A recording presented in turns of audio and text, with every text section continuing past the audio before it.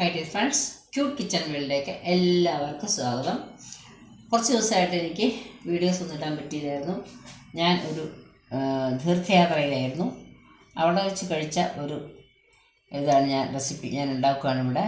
എല്ലാവർക്കും അറിയാവുന്നതാണ്, നമ്മളൊക്കെ ഉണ്ടാക്കണം തന്നെയാണ്. പിന്നെ അവരുടെ എണ്ണയുടെ ഒരു വ്യത്യാസം അത്രയൊക്കെ ഉണ്ടാവുള്ളൂ. എന്തായാലും കൊള്ളാം, അത് കഴിക്കാൻ രസമുണ്ടായിരുന്നു.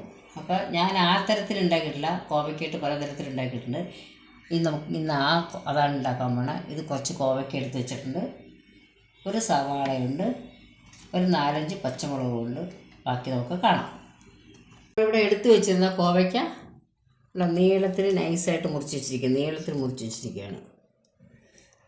അതുപോലെ തന്നെ പച്ചമുളകും നീളത്തിൽ മുറിച്ച് വെച്ചു.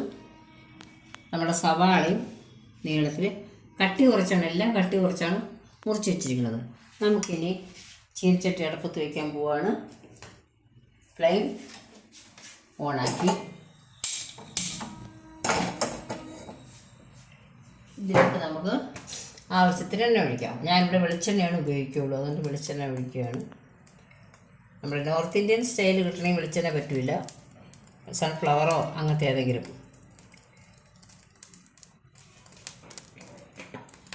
രണ്ട് സ്പൂൺ വെളിച്ചെണ്ണ ഞാൻ ഒഴിച്ചിട്ടുണ്ട്.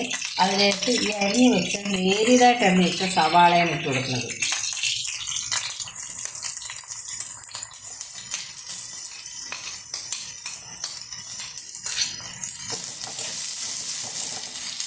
സവാള ചെറുതായിട്ടൊന്ന് വാടി വരുമ്പോൾ നമുക്ക് ബാക്കി കാര്യങ്ങളൊക്കെ ഇടാം.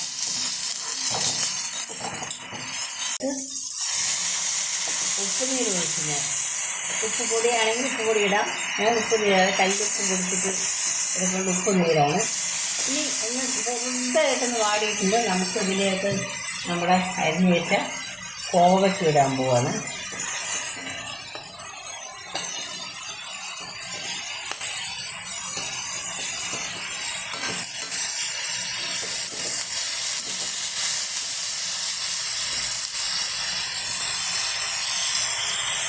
ഒപ്പം തന്നെ പച്ചമുളകും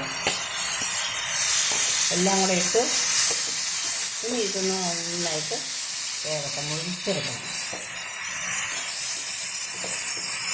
ചെറുതായിട്ട് വാടിയിട്ടുണ്ട്.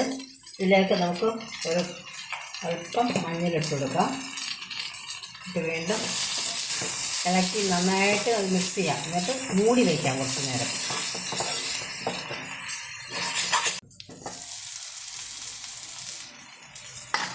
ഇതിലോട്ട് ഒരു കറിവേപ്പില, നമുക്ക് നമ്മുടെ കേരള സ്റ്റൈലിൽ ഇച്ചിരി കറിവേപ്പില ഇടാം.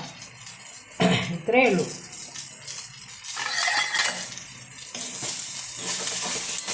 സൺഫ്ലവർ ആണെങ്കിൽ നമുക്ക് അവരുടെ നോർത്ത് ഇന്ത്യൻ സ്റ്റൈൽ ആ ഒരു ടേസ്റ്റ് കിട്ടും.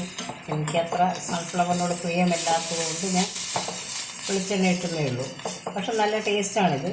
ചോറിൻ്റെ കൂടെയും കഞ്ഞിയുടെ കൂടെയും ഒക്കെ കഴിക്കാൻ നല്ലതാണ്. ഇത്രയേ ഉള്ളൂ. ഇത് ഓഫ് ചെയ്തു നമുക്ക് പ്ലേറ്റിലോട്ട് മാറ്റാം.